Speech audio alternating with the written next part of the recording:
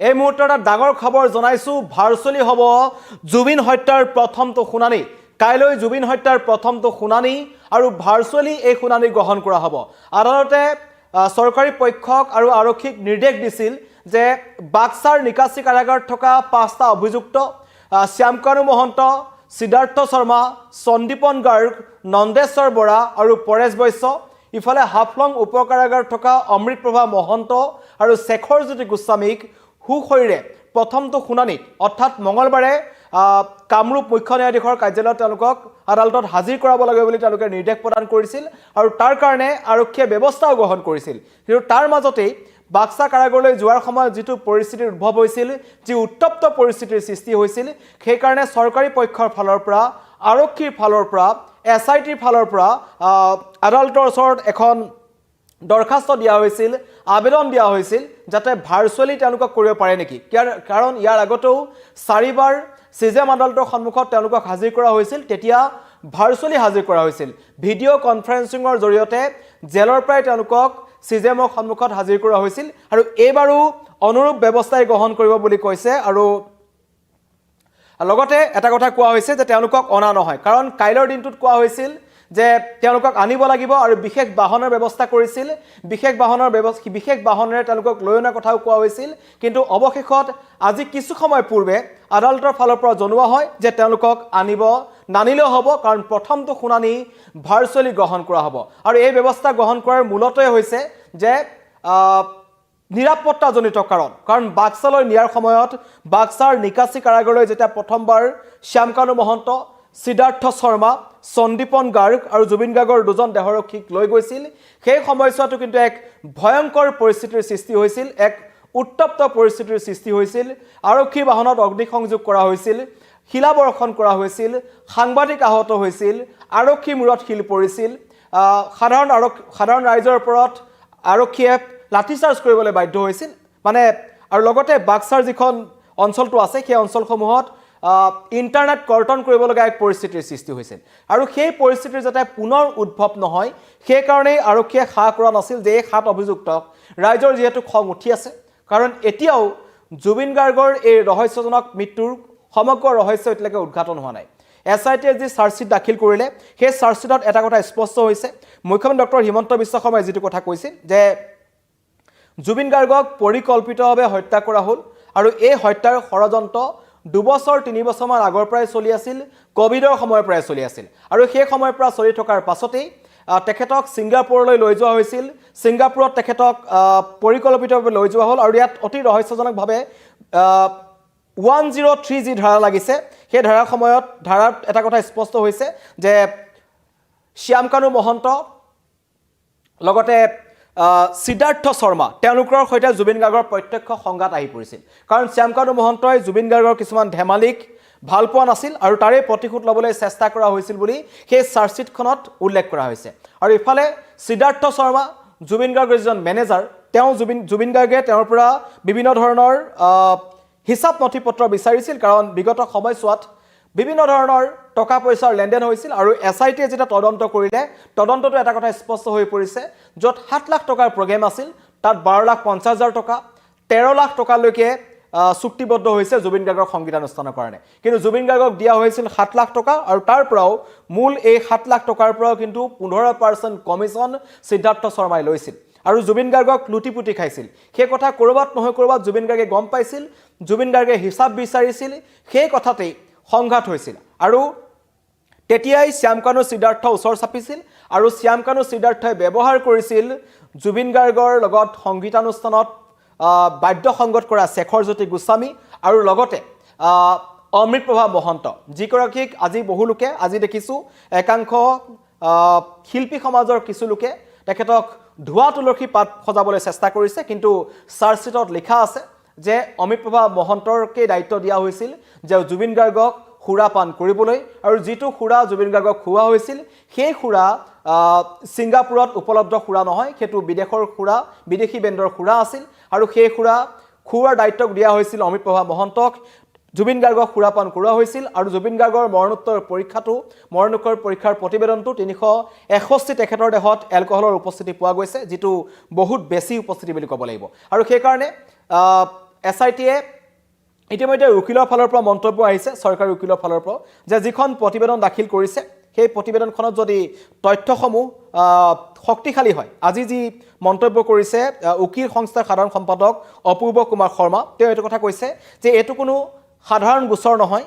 জুবিন গাৰ্গৰ মৃত্যুৰ গোচৰ মুখ্যমন্ত্ৰীয়ে কৈছে এতিয়া কাম আদালতৰ তেখেতে 3500 পৃষ্ঠাৰ চাৰ্জশ্বিটৰ ক্ৰেডিট লোৱাতকৈ এনে এখন চাৰ্জশ্বিটৰ কথা কওক য'ত অভিযুক্ত ৰেহাই পায় চাৰ্জশ্বিটখন 3500 পৃষ্ঠাৰ নহলেও হ'ব চাৰ্জশ্বিটখন এটা পৃষ্ঠাৰ হলেও হ'ব যদিহে শক্তিশালী চাৰ্জশ্বিট হয় তেনে এই 7জন অভিযুক্ত সাৰি যাব নোৱাৰে শ্যামকানু মহন্ত সিদ্ধাৰ্থ শৰ্মা শেখৰজ্যোতি গোস্বামী অমৃতপ্ৰভা মহন্ত সন্দীপন গাৰ্গ নন্দেশ্বৰ বৰা আৰু পৰেশ বৈশ্য এই সকলৰ ওপৰত চকু আছে আৰু সকলোৱে ভাবিছিল যে প্ৰথমবাৰ কাৰণে জেলত সোমোৱাৰ পাছত কাৰণ তেওঁলোকৰ ওপৰত ৰাইজৰ যি খং যি ক্ষোভ হেতু আমি এই বহিপ্ৰকাশ দেখিছিলোঁ বাক্সাৰ নিকাসী কাৰাগাৰৰ ওচৰত আৰু লগতে অন্য যিবোৰ পৰিস্থিতি সৃষ্টি হৈছিল হাফলং উপকাৰাগাৰলৈ যেতিয়া লৈ গৈছিল তেতিয়াও কিন্তু এই শেখৰজ্যোতি গোস্বামী আৰু অমৃতপ্ৰভা মহন্তৰ বাহন লৈ চেণ্ডেল উলিয়াইছিল জুবিন অনুৰাগীয়ে আৰু তাৰ স্থানৰ ৰাইজে তীব্ৰ প্ৰতিবাদ কৰিছিল যে কোনো কাৰণত যাতে জুবিন গাৰ্গৰ হত্যাৰ নাম গোচৰত নাম সাঙুৰ খোৱা অভিযুক্ত আমাৰ ইয়াৰ জিলা কাৰাগাৰত থাকিব নোৱাৰে আৰু সেই সময়ত চিন্তাৰ কাৰণো হৈছিল যে ক'ত থব তেওঁলোকক প্ৰথমতে ডিফু কাৰাগাৰ চিন্তা কৰা হ'ল পিছত বাক্সাৰ নিকাসী কাৰাগাৰলৈ তেওঁলোকক লৈ যোৱা হ'ল য'ত যথেষ্ট সংখ্যক কম কয়দী তাত আছে আৰু তাতেই এই 5জন অভিযুক্ত আছে আৰু মুখ্যমন্ত্ৰীয়ে কোৱা মতে তেওঁলোকক কোনো ধৰণৰ VIP ট্ৰিটমেণ্ট দিয়া হোৱা নাই কিন্তু প্ৰথম শুনানিৰ কাৰণে আদালতে তেওঁলোকক বিচাৰিছিল যে তেওঁলোকে সুশৰীৰে উপস্থিত হ'ব লাগিব কিন্তু আৰক্ষীয়ে সেই সাহ কৰিব নোৱাৰিলে যে কাৰণ ৰাস্তাত উত্তপ্ত পৰিস্থিতিৰ সৃষ্টি হ'ব পাৰে কাৰণ এনেকুৱা নহয় যে 1-2 কিলোমিটাৰ ৰাস্তা বাক্সাৰ পৰা তেওঁলোকক গুৱাহাটীলৈ আনিব লাগিব হাফলঙৰ পৰা তেওঁলোকক গুৱাহাটীলৈ আনিব লাগিব পুনৰ শুনানি গ্ৰহণৰ পাছত এই ভিৰ ফালি তেওঁলোকক লৈ যাব লাগিব যেটো এই মুহূৰ্তত আৰক্ষীয়ে হয়তো ৰিস্ক ল'ব বিচৰা নাই সেই কাৰণে তেওঁলোকে ক'লে যে আদালতত তেওঁলোকে যি আবেদন কৰিছিল আদালতে এই চৰকাৰী পক্ষৰ আবেদন শুনি আদালতৰ ৰায়দান কৰিছে যে নহয় ভাৰ্চুৱেলি হ'লেও হ'ব আৰু ভাৰ্চুৱেলি জুবিন হত্যাৰ প্ৰথমটো শুনানি গ্ৰহণ কৰা হ'ব আৰু গুৱাহাটীৰ আদালতলৈ অনা নহয় এই 7জন অভিযুক্তক এই মুহূৰ্তৰ খবৰ জনাই আছো কাৰণ সকলোৰে চকু আছিল যে কাইলৈ এই 7জন অভিযুক্তক দেখা পাব কাৰণ এইকেজনে যি ঘটনা সংঘটিত কৰিলে বা যেনেকুৱা ধৰণৰ এটা ডাঙৰ ঘটনা সংঘটিত কৰিলে সেই ঘটনাটো সংঘটিত কৰাৰ পাছত তেওঁলোক লুকাই আছিল অমৃতপ্ৰভা মহন্তই মিছা কথা ক'লে শেখৰজ্যোতি গোস্বামীয়ে মিছা কথা ক'লে অতি ৰহস্যজনকভাৱে সন্দীপন গাৰ্গে আহি মুখ খোলা নাছিল শ্যামকানু মহন্তই ছিংগাপুৰত থাকিয়ে কেনেকৈ আইনৰ খুৰুঙাৰে পলাই যাব পাৰি বা ওলাব পাৰি তাৰ তেওঁ চিন্তা কৰিবলৈ ধৰিলে সিদ্ধাৰ্থ শৰ্মাই গৈ ৰাজস্থানত তেওঁ লুকাই আছিল তাৰ পৰা দিল্লীলৈ আহি থকা সময়ত তেখেতক গ্ৰেপ্তাৰ কৰা হ'ল টুল গেটৰ ওচৰৰ পৰা তাৰ পৰা এটা কথা স্পষ্ট হয় যে তেওঁলোকে কিবা নহয় কিবা এটা কৰিছে যেটো জুবিন গাৰ্গৰ লগত নহবলগীয়া ঘটনা এটা সংঘটিত হ'ল আৰু অসমবাসী ৰাইজে নজনা বহু কথা এই 7জন অভিযুক্ত জানে তাৰ ভিতৰত নন্দেশ্বৰ বৰা আৰু পৰেশ বৈশ্যৰ কথাটো ক'ব নোৱাৰি কাৰণ তেওঁলোক গুৱাহাটীতে আছিল কিন্তু ছিংগাপুৰত জুবিন গাৰ্গৰ লগত থকা মানুহ হৈছে 5জন শ্যামকানু মহন্ত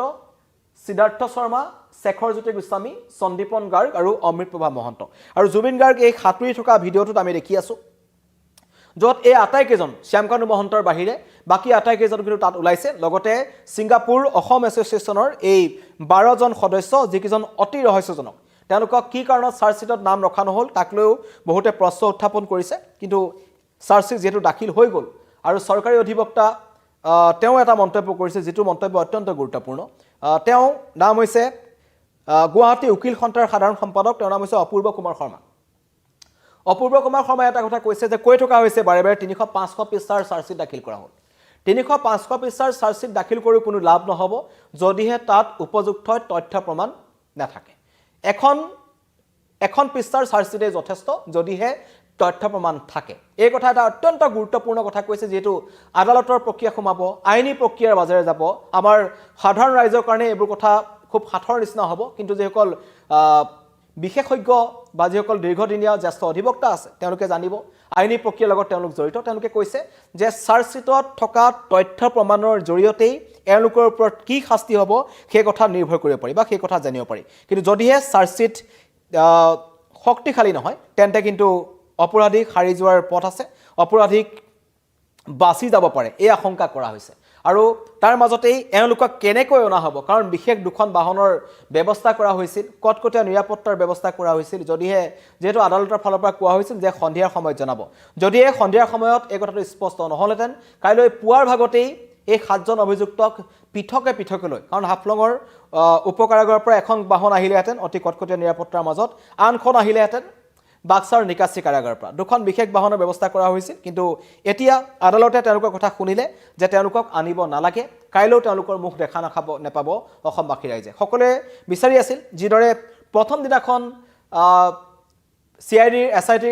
কাৰ্যালয়ৰ পৰা তেওঁলোকক যেতিয়া বাহনত উঠোৱা হৈছিল সেই দৃশ্যাংশ মোৰ তাত আছে তেওঁলোকে মুখ লুকুৱাই তেওঁলোকে গাড়ীত উঠিবলৈ চেষ্টা কৰিছিল 19 ছেপ্টেম্বৰত জুবিন গাৰ্গৰ অভিশপ্ত সময়খিনিৰ লগত থকা এজন হৈছে জুবিন গাৰ্গৰ মেনেজাৰ এয়াই প্ৰথম দেখা আৰু তাৰ গ্ৰেপ্তাৰৰ পাছত এয়া শেষ দেখা হয়তো এজন হৈছে সিদ্ধাৰ্থ শৰ্মা এইদৰে এখন বাহনত তেওঁলোকক লৈ যোৱা হৈছিল এইদৰে তাত হেণ্ডকাপ লগাই লৈ যোৱা হৈছিল সিদ্ধাৰ্থ শৰ্মা আছে আৰু এইদৰে জুবিন গাৰ্গৰ আশে-পাশে সিদ্ধাৰ্থ শৰ্মাক দেখা গৈছিল সেই এইজন হৈছে শেখৰজ্যোতি গোস্বামী যিজনে জুবিন গাৰ্গৰ এইগৰাকী হৈছে অমৃতপ্ৰভা মহন্ত আৰু কটকটীয়া নিৰাপত্তা ব্যৱস্থা কৰা হৈছিল কিন্তু নিৰাপত্তাজনিত কাৰণত তেওঁলোকক কাইলৈ হাজিৰ কৰোৱা নহয় আনিবলৈ কৰবাত হা নকৰিলে কাৰণ বাক্সাৰ যিটো পৰিস্থিতি আছিল আৰু ৰাইজৰ খং আৰু ক্ষোভ এতিয়াও কমি যোৱা নাই অন্য নালাগে মুখ্যমন্ত্ৰীয়ে এইটো কথা কৈছে যে কোনোৱে এইটো কথা মানি ল'ব পৰা নাই কোনে মানি ল'ব বিচৰা নাই যে জুবিন গাৰ্গ আমাৰ মাজত নাই কিন্তু লাহে লাহে এই 88টা দিন পাৰ হ'ল জুবিন গাৰ্গ অবিহনে এতিয়া মানুহে ন্যায় বিচাৰি আছে #justice4Jubin Garg লিখি আছে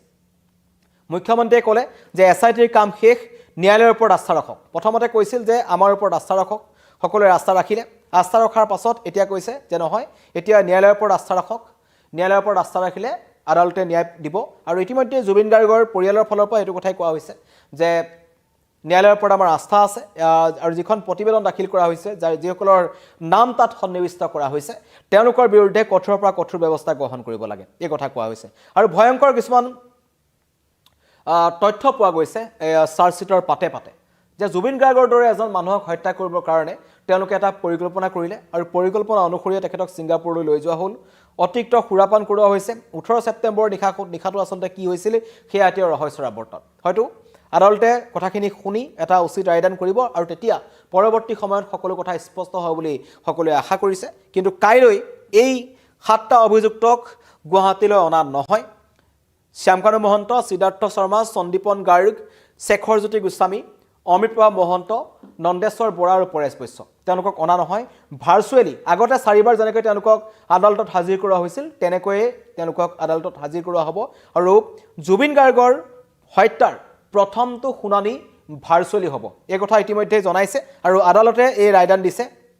ইতিমধ্যে সৰকাৰী পক্ষৰ কথা তেওঁলোকে শুনিছে সৰকাৰী পক্ষই কৈছে নিৰাপত্তাজনিত কাৰণ এইটো এটা ডাঙৰ কথা কাৰণ বাক্সা জিলাখনত যিটো ঘটনা সৃষ্টি হ'ল তাৰ পিছত বাক্সা জিলাত এদিন ইন্টাৰনেট কৰ্তন কৰিব লগা হৈছিল আৰু পৰিস্থিতি খাম কাটিবৰ কাৰণে বহু সময়ৰ প্ৰয়োজন হ'ল তেনে পৰিস্থিতি যাতে উদ্ভাৱন নহয় তাৰ প্ৰতি লক্ষ্য ৰাখিয়ে জুবিন গাৰ্গৰ হত্যাৰ গোচৰৰ প্ৰথমটো শুনানি ভাৰ্চুৱেলি হ'ব বুলি জনাইছে আদালতৰ ফালৰ পৰা ধন্যবাদ